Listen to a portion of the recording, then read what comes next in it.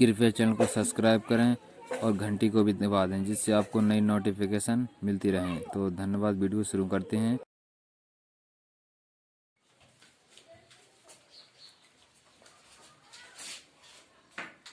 हाय दोस्तों, आप सब अच्छे होंगे आशा करता हूँ। और अभी तक हमने अपने हिंदी चैप्टर में जो हिंदी व्याकरण में पढ़ा है, अभी तक हिंदी वर्णमाला के भेद पढ़े हैं, स्वर और व्यंजन पढ़े हैं। आप सब अपना ख्याल रखना। कोरोना बहुत ही गंभीर बीमारी है और आप सभी का हमारे चैनल पर बहुत बहुत स्वागत है। बस आप लोगों की थोड़ी रिस्पॉन्सिबिलिटी नहीं मिल रही है।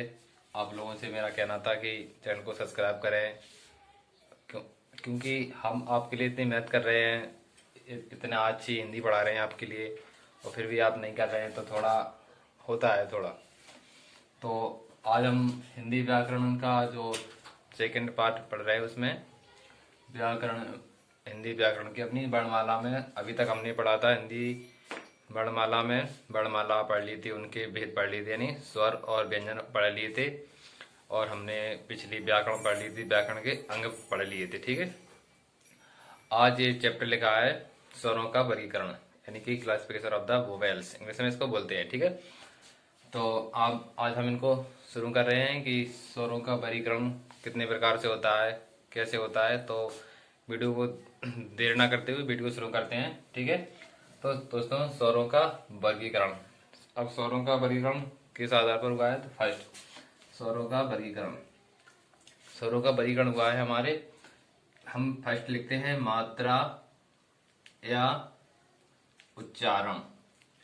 मात्रा या उच्चारण के आधार पर।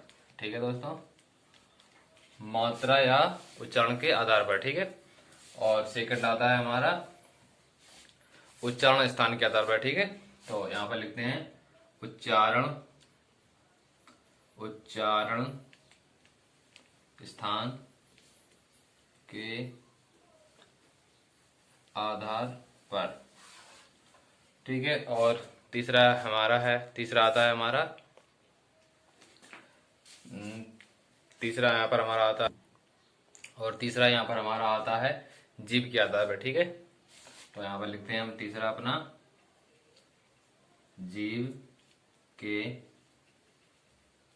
आधार पर। ठीक है, आपको दिख रहा होगा दोस्तों। हाँ ठीक है, जीव के आधार पर। इन तीन प्रकार से हमारा स्वरों का वर्गीकरण होता है, इन तीन बेसिस पर। ठीक है, इन तीन बेसिस पर हमारा स्वरों का वर्गीकरण होता है। दोस्तों, आपसे कहना चाहता हूँ, मैं हिंदी आपको बहुत ही अच्छी हिंदी पढ़ा रहा हूँ। आप चिंता नहीं करना, मैं आपको बहुत ही हिंदी पढ़ा रहा हूँ अच्छी। और हिंदी आप जानते हैं, हिंदी हर चीज़ में सिलेक्शन दिखाती है आपकी। यूपी पुलिस ले लो, आप यूपीएसआई ले लो, एमपीएसआई ले लो, हिंदी यहाँ पर अगर हिंदी आपकी कंप्लीट होगी तो आपको सिलेक्शन रोकने से कोई नहीं रोक सकता है। ठीक है दोस्तों, इसलिए आपसे मैं कहना चाहता हूँ बार बार कि आप चैनल को सब्सक्राइब करें। सब्सक्राइब करने से क्या होगा, आप तक जैसे वीडियो मैं अपलोड करूँगा आप तक तुरंत नोटिफिकेशन जाएगा और आप तुरंत हमारी वीडियो को देख पाओगे। ठीक है, तो ठीक है, अब यहाँ पर हमारी तीन प्रकार की हो गई है। अब इसमें से हम अपनी फर्स्ट प्रकार की पढ़ते हैं, यानी कि मात्रा के आधार पर। ठीक है, मात्रा के आधार पर स्वरों का वर्गीकरण होता है। मात्रा के आधार पर स्वरों का वर्गीकरण तीन प्रकार का होता है। तीन प्रकार का होता है।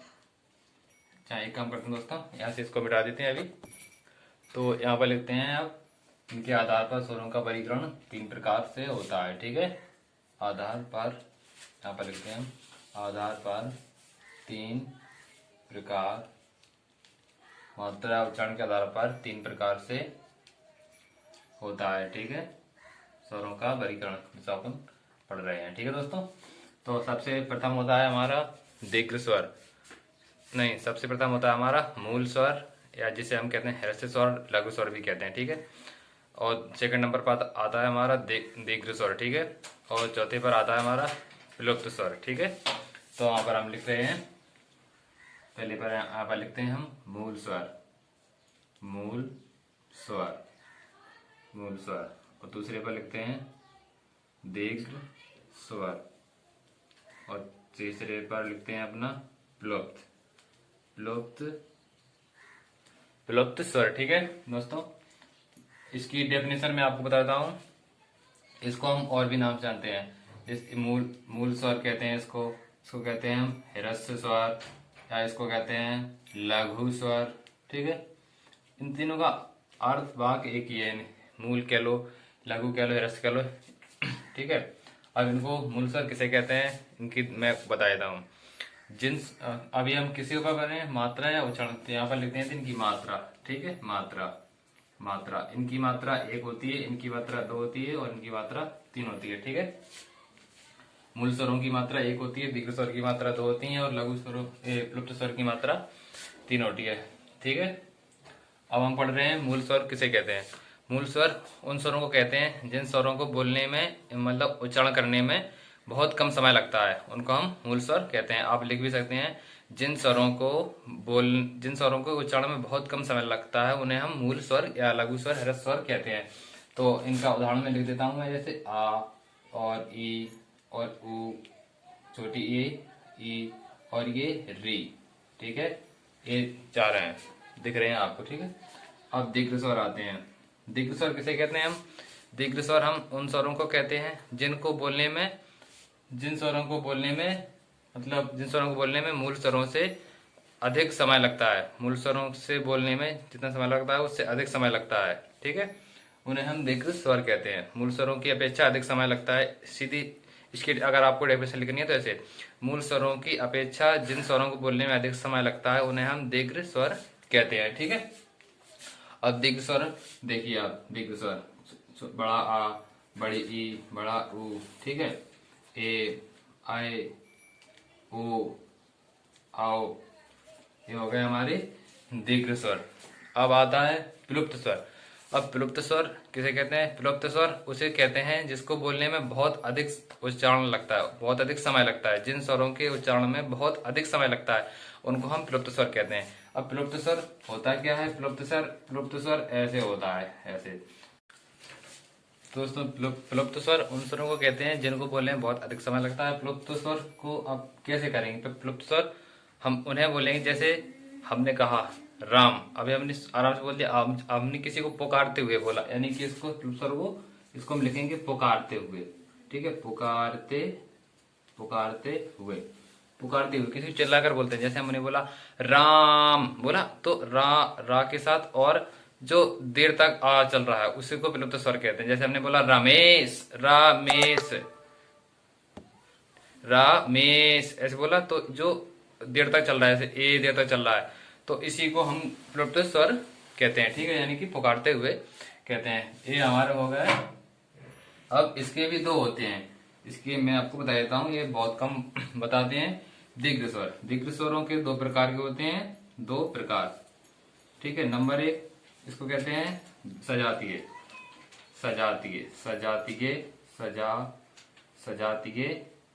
और नंबर दो पर होती हैं विजातीय।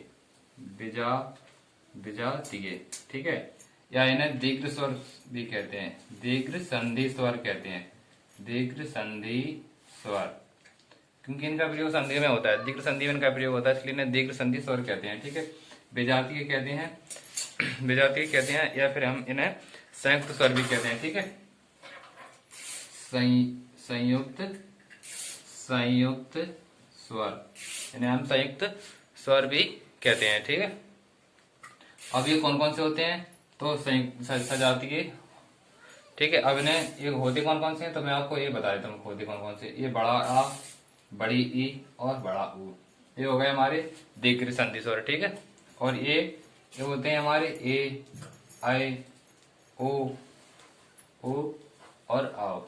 ठीक है, ये हमारे हो गए विजातीय, ये दो प्रकार के हो गए। ठीक है, इन्हीं में से निकले, देखो इनको अलग कर दिया और इनको अलग कर दिया, सजातीय और विजातीय। ठीक है, ये दो प्रकार के हो गए। अब ये बने कैसे, इनको हम अभी बता देते हैं। तो थोड़ा इसको मिटा दें, नहीं यहाँ पर आपको दिख रहा होगा, तो मैं यहाँ पर इनको बता देता हूँ। जैसे कि ए, अब ये बना कैसे, तो आ प्लस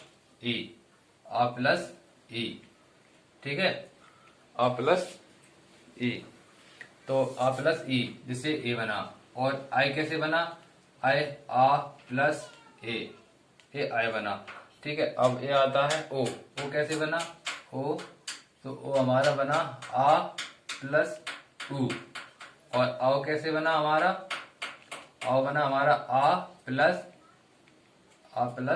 ओ। ठीक है, इन इस प्रकार से हमारे इनका इन शब्दों का ये शब्द हमारे बने हैं इस प्रकार से। ठीक है, तो दोस्तों इस प्रकार से हमारा एक पहले प्रकार पर हमारा स्वरों का वर्गीकरण होता है, यानी हो चुका है। ठीक है, हम दूसरे आधार पर स्वरों का वर्गीकरण करते हैं, इसलिए इसको थोड़ा मिटा देते हैं। अगर आपको स्क्रीनशॉट लेना है स्क्रीनशॉट ले सकते हैं आप, थोड़ी देर में रुक जाता हूँ और यहाँ से अब मैं मिटा देता हूँ। ठीक है, अब स्क्रीनशॉट ले लिया होगा, मैं अब इसको मिटा दूँ।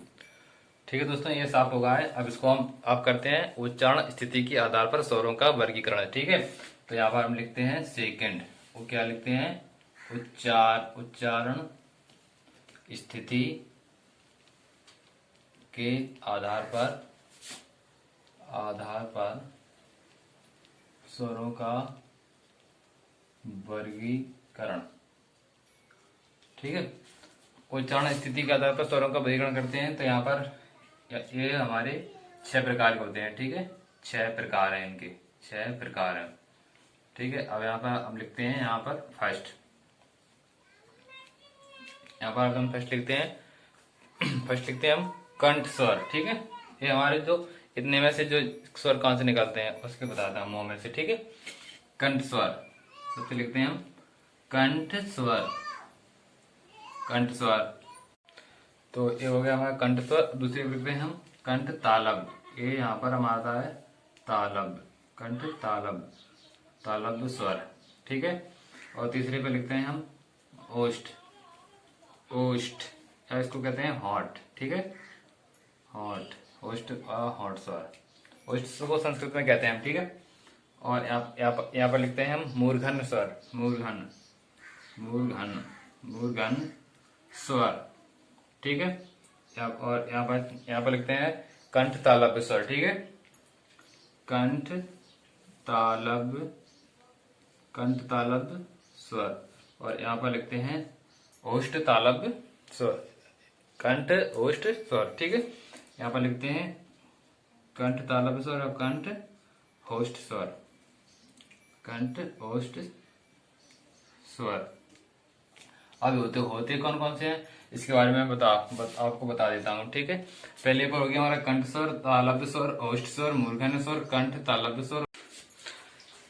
तो दोस्तों कंठ स्वर आपको मैं लिख देता हूँ पहले। ये कंठ स्वर आ और बड़ा आ, और तालब स्वर होते हैं छोटी ई कोमा बड़ी ई, और ओष्ठ स्वर होते हैं उ और बड़ा उ, और मूर्धन्य स्वर होता है हमारा री, ए री सी बाबा वाला री होता है ये।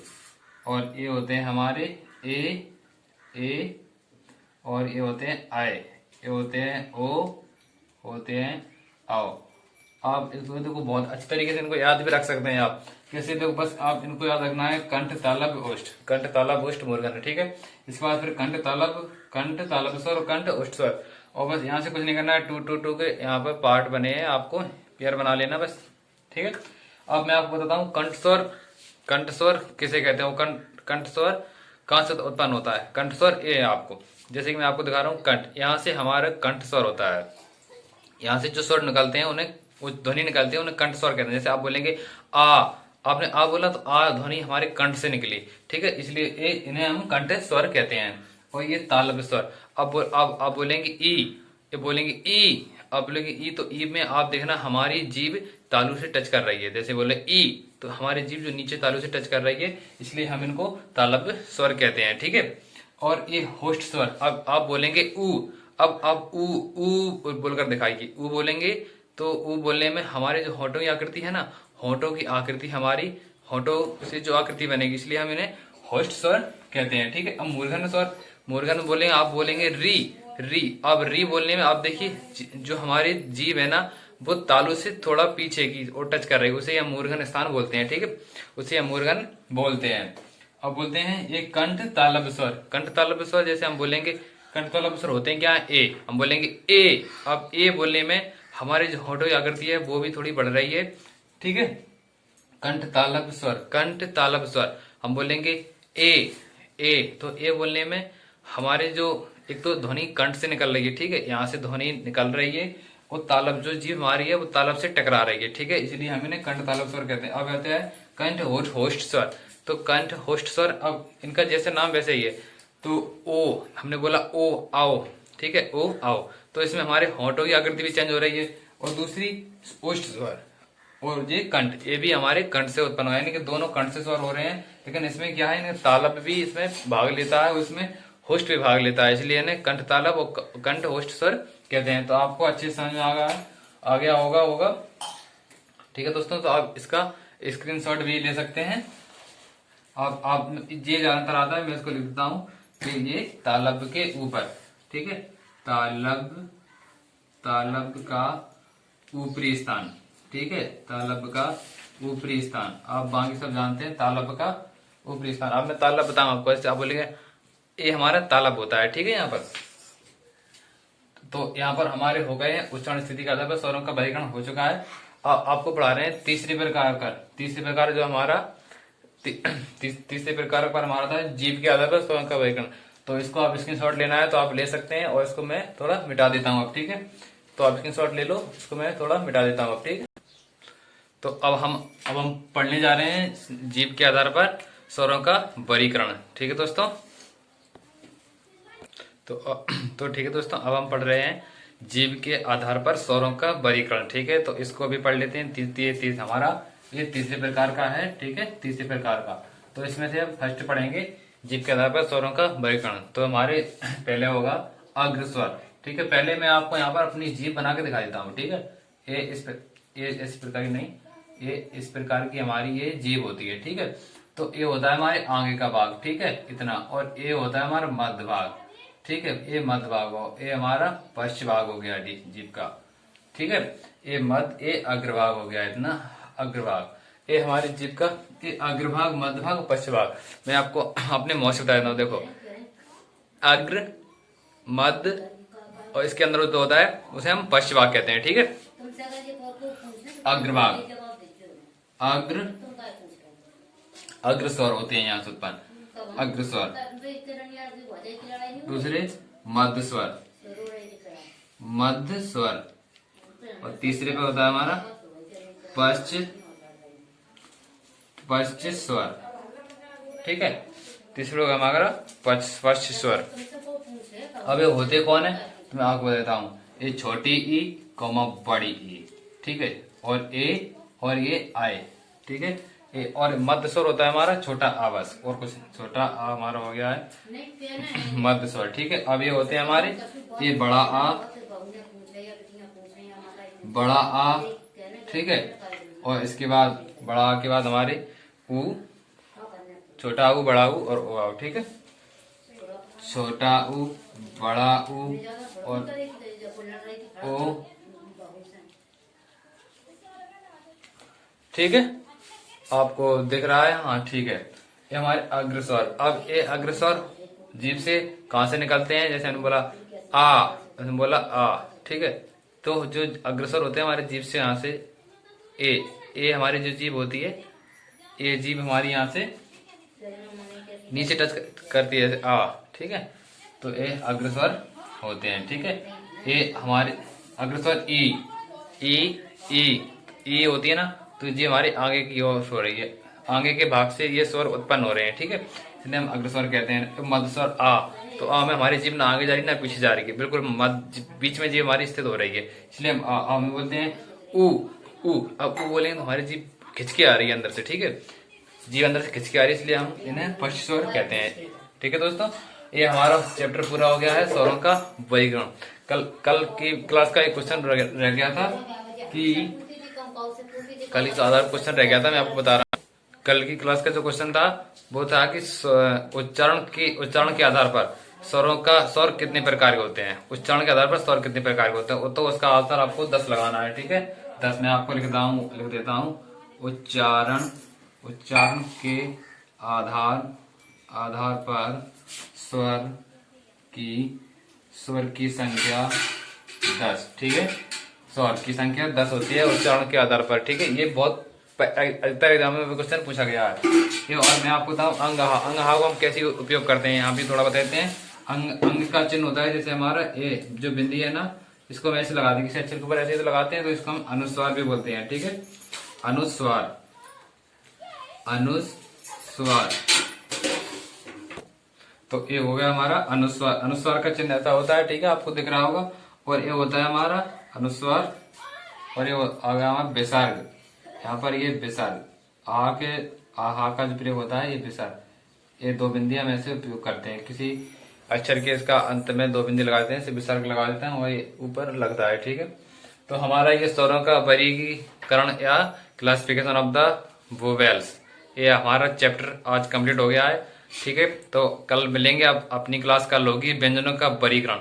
मैंने आपसे पहले ही बोल दिया है कि मैं आपको एकदम टॉप लेवल की हिंदी पढ़ा रहा हूँ। ठीक है, चैनल को सब्सक्राइब करें, लाइक करें दोस्तों, और कमेंट भी करें, बताएं कि आपको हिंदी कैसी लग रही है हमारी, और बताना कुछ कमी रह गई हो वो भी बताना, जिससे हम अभी इसको हम पूरा करेंगे। आपको बताएंगे, कुछ क्वेश्चन भी हैं आपके, डाउट है बताना आपको आप। ठीक है, यहाँ से आप, ठीक है दोस्तों, तो अपना ध्यान रखें, कोरोना में बचे रहें। बाय बाय, टेक केयर, नमस्कार दोस्तों। ठीक है।